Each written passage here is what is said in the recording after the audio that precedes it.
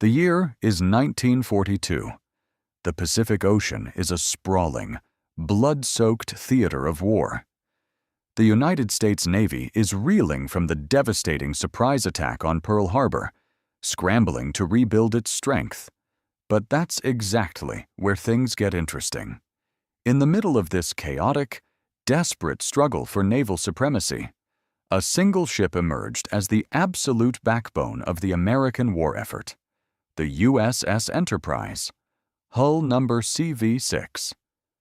But here's the kicker. To the Japanese military command, this ship wasn't just a regular aircraft carrier. It was a cursed, terrifying ghost that completely defied the laws of physics and probability. To understand the sheer legend of the Enterprise, we have to look at the brutal reality of the early war. Pay close attention to this. Aircraft carriers were the ultimate prizes, the crown jewels of the ocean. If you controlled the carriers, you controlled the sky. And if you controlled the sky, you won the war. The Imperial Japanese Navy was absolutely obsessed with hunting down and destroying the Enterprise. Mark this down. Over and over again, during the most intense clashes of World War II, Japanese pilots would coordinate massive, relentless dive bomber attacks, slamming heavy ordnance directly into her flight decks, leaving her twisted, burning, and bleeding thick black smoke into the sky. Radio Tokyo would proudly broadcast the glorious news to the world, declaring with absolute certainty that the legendary Enterprise had finally been sent to the bottom of the ocean. And it gets even crazier. They didn't just claim it once. They announced her complete destruction 3 separate times during the war. The Japanese public celebrated, believing the ultimate symbol of American naval power was dead. But at the shipyards of Pearl Harbor, the magic was happening. As soon as the battered Amuking carrier limped back into port, an army of thousands of American engineers, welders, and mechanics from Detroit and across the nation would swarm the hull. Listen closely to this. Working 24 hours a day under blinding floodlights, they performed engineering miracles, patching massive holes, replacing melted steel, and rebuilding the flight decks in a matter of days instead of months. Before the Japanese intelligence service could even process the data, the Enterprise would silently slip back out into the blue waters of the Pacific, fully operational, completely armed, and ready for vengeance. When Japanese pilots saw the distinctive silhouette of the Enterprise appearing on the horizon of the next major battle, their blood ran cold. Think about this for a second. They had watched her burn. They had celebrated her demise.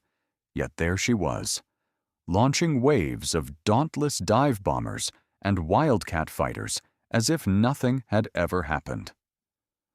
The Japanese sailors began whispering in fear, convinced they were fighting a demonic, untouchable ghost ship.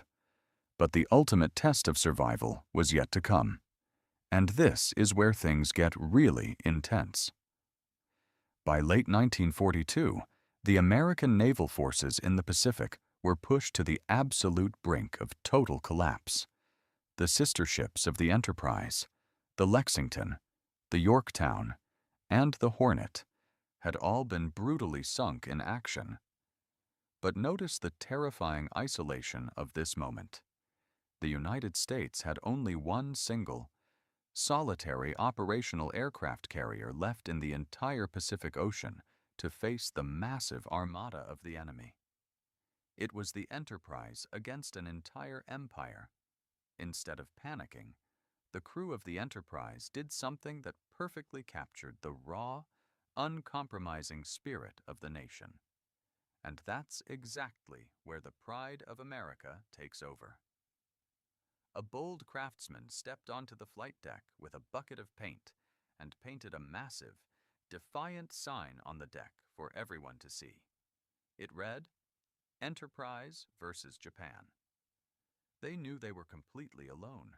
They knew the odds were impossible, but they were entirely ready to fight the entire ocean by themselves.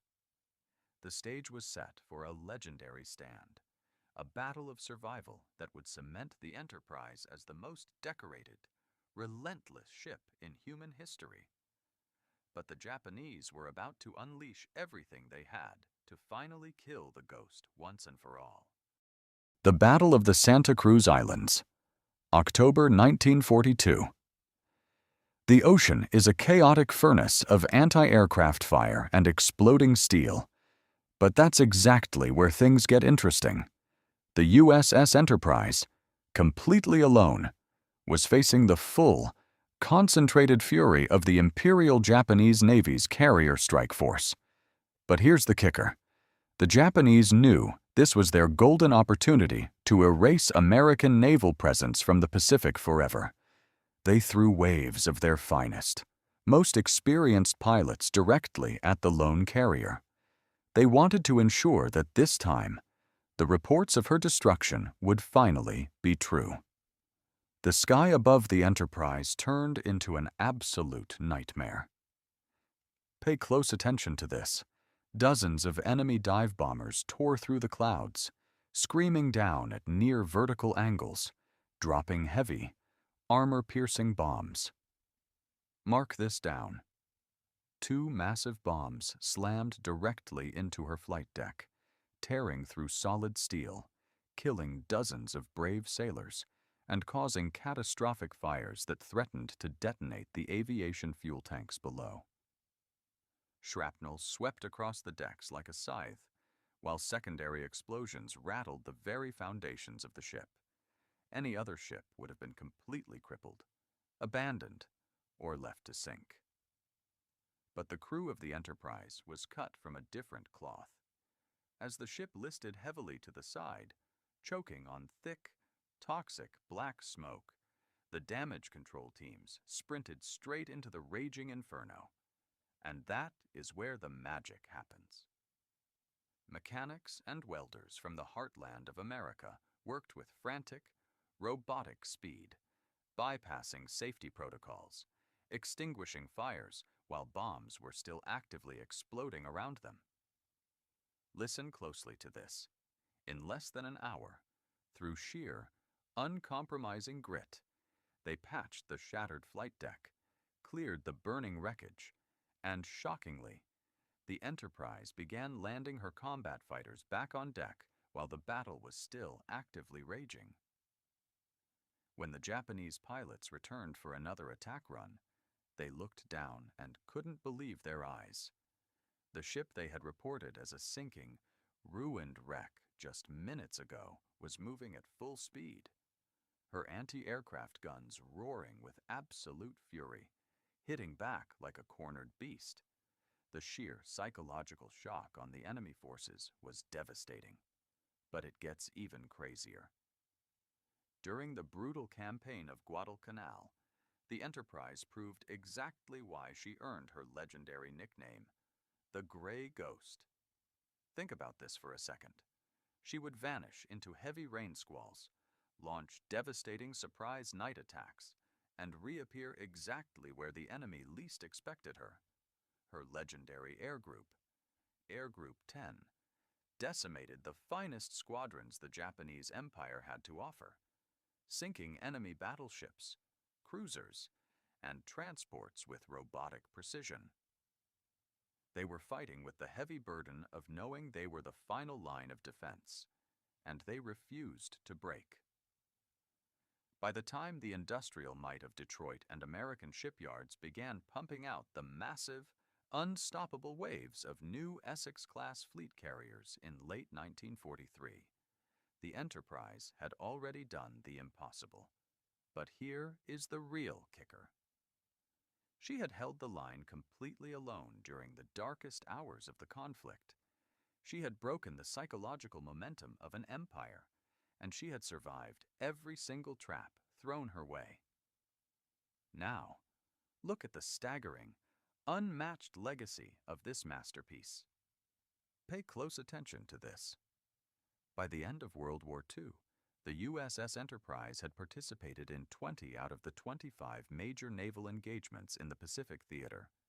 Her aircraft and guns had destroyed 911 enemy planes and sunk 71 major warships. She was the first ship to receive the Presidential Unit Citation, the highest honor a vessel could achieve.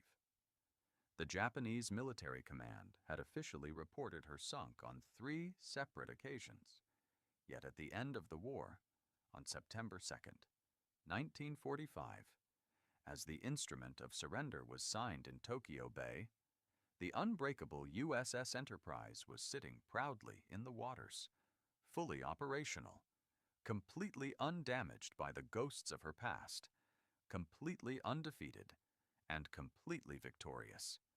And that is exactly why the world will never forget the day a single American ship fought an entire empire and won.